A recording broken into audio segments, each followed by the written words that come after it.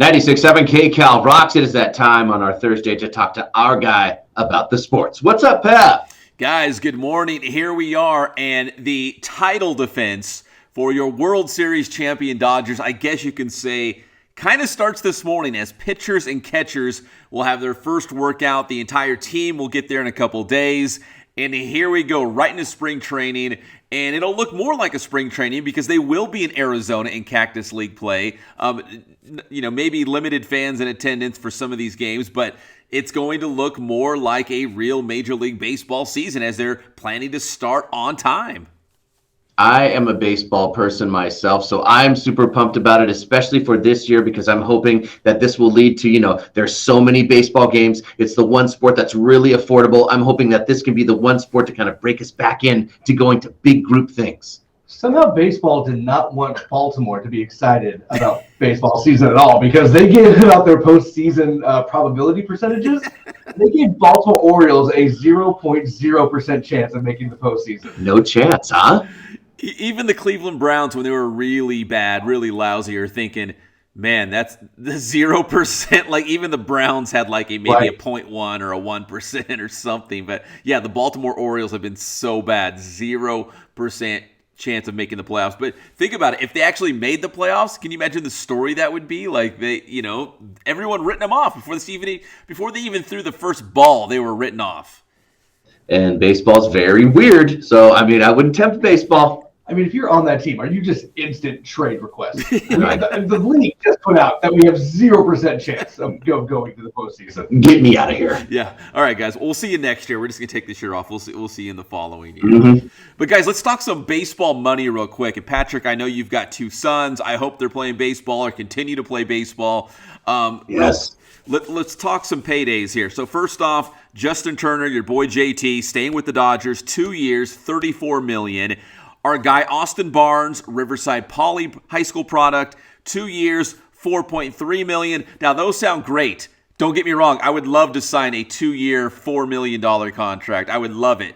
But Fernando Tatis of the Padres last night, breaking news, is getting $340 million over 14 years. That's the third biggest contract ever in baseball.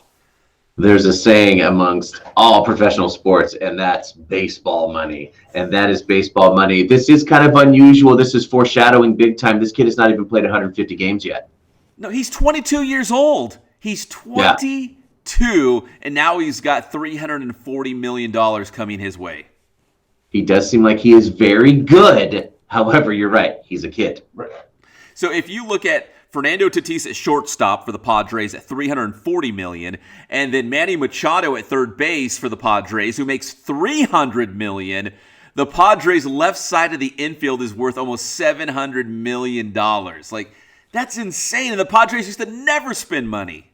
I think they have to get in because otherwise there's no way they can even come close to competing with the Dodgers and their money. They can't do it. I say, so which one between them and the Dodgers, who's going to the World Series? It's got to be one or the other. I think the Dodgers have paid their way. Yeah, 40, you're right. Everyone's trying to now.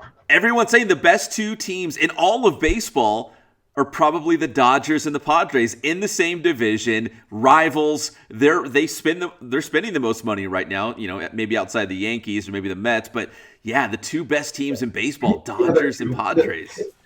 The Mets and Yankees, the third and fourth best. Yeah, that is baseball. Baseball is spend money and you're good. Yeah, that's basically baseball. 40, we could be, just think about it, tailgating with the Padres and the Dodgers in the future. Come on, baby. No, I'm still not a baseball guy. I can't. Well, 40, you mentioned if you spend money, you're going to be good at baseball. I think the one outlier is, and somewhere Mike Trout's looking at these contracts saying, oh, that's cute. Good for you. $340 million. Mike Trout still owns the biggest contract in all of baseball, the Angel superstar, making $426 million. So almost like $100 million more than Tatis.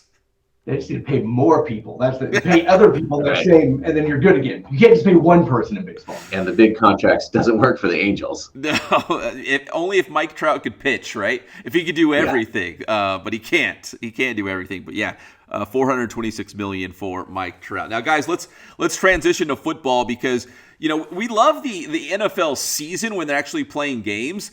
But sometimes the offseason is just as intriguing as when you're actually playing games because right now, again, there's still going to be some big-name quarterbacks likely on the move. We've got J.J. Watt out there, and the latest rumor is J.J. Watt could be a Cleveland Brown, maybe. Yeah, could you imagine that? Is maybe his preferred choice. We were thinking maybe he'd go to Pittsburgh with his brothers or even to Green Bay, his hometown up there in Wisconsin. But no, it seems like he might want to go to Cleveland. And I think in the AFC, it's pretty much like who has the best chance of taking out Kansas City. And a lot of people think it's Cleveland. Yeah.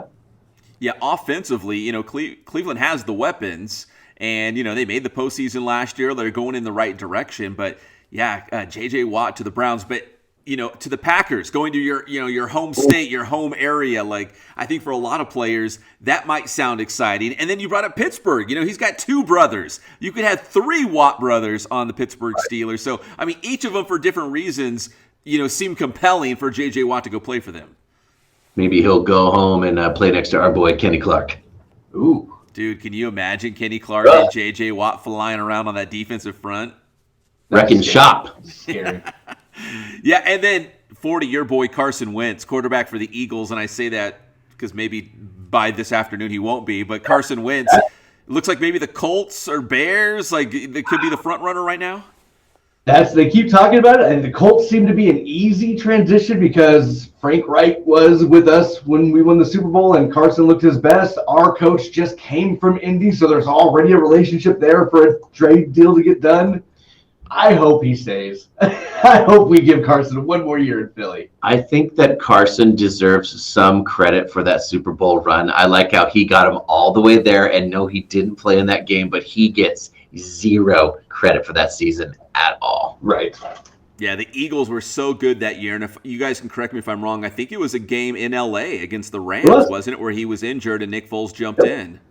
Yeah, I was at that game, was there for it, and it was like week 15 or something like that. And that was Carson Wentz got us into such a lead that then Nick Foles was able to come in. He looked terrible the next week against the Raiders, but we pulled off a win. And then I think we lost the last game of the year, but it didn't matter because we were so good at that point. And then Nick Foles just kind of rink-and-dinked it through the playoffs. Like, Carson Wentz was that team. Well, maybe he can rekindle that magic. I don't know if it's going to be in that Philly green or maybe somewhere else. But, yeah, I mean, he's still a young guy. He can still find that again. He can still find that magic. I think he makes almost any team he goes to better. And I kind of hope we give him one more year. I know a lot of fans are excited about Jalen Hurts being there, too. So a lot of fans want to see him. Yep. I think he's going to end up leaving because he's from North Dakota State and the Philadelphia media is tough. And I think the Indiana media a lot easier. I mean, if I'm Carson Wentz and I'm sitting there and I see the new head coach that the Eagles just brought in, Nick Sirianni, who doesn't seem like that's going to be a good coaching job. If I'm Carson, I might want out of town. Well, there you go. Yeah, maybe it's better for Carson Wentz, too. Maybe he doesn't necessarily want to stay. Maybe he's like, man, I need a fresh start somewhere. Where am I going to go? Get out of here. It seems like a lot of the other players within the locker room have all soured on the GM, Howie Roseman, as well. I don't think there's a lot of love there. Wow. And finally, guys, let's transition to the NBA because this involves football a little bit. LeBron James, Lakers star, revealed recently that he was actually offered a tryout for not only the Seahawks, but the Cowboys. And he says no doubt he would have made the team. He would have been an NFL player, no doubt. Hey, Pete sent him a jersey and everything. Nice Seahawks LeBron jersey. Come on down, LeBron. I mean, it makes sense. It's when the NBA was in the lockout year, right? The hugest tight end ever. And so, yeah, I mean, that was the thing. LeBron in high school, I think, played football his freshman and sophomore year and was, like, really good. Like, I think almost like state-level player. And then junior year, obviously focused on basketball at that point when you started getting all the headlines nationwide. Seems like a good move. It's paid off for him, I'd say. Yeah, he's got several $100 million, I'm sure, to be happy he chose basketball. But, yeah, physically, he'd be a mismatch. I mean, he'd be a nightmare to cover or be covered. You know what I mean? Like, if he played football. And I mean, now he might be a little on the skinny side, but back then during that lockout year, that's like when he was in Miami, and that's when he was like the 6'8", 250, like the really thick, muscular LeBron. I mean, I'm picturing a better Jimmy Graham. I mean, imagine throwing the jump ball up to LeBron. He's getting that ball. I mean, it would be one of those things. Remain to be seen if he can actually pull it off. He definitely has the athleticism for it. But yeah, it's one of those get in the game and get, a linebacker coming at you. Can you still do that? Yeah. Russell Wilson loves throwing the balloon ball right to LeBron, baby. Wilson to LeBron. Lakers versus Nets tonight, guys. Could be an NBA Finals preview. We'll see, but they're hooking up tonight. All right, man. That's your sports with our guy Pep. Tell him how to get your stuff. It's Inland Sports, like Inland Empire. Inland Sports all over social media. We got the YouTube channel as well, talking with local Inland Empire athletes and coaches. Thanks, Pep.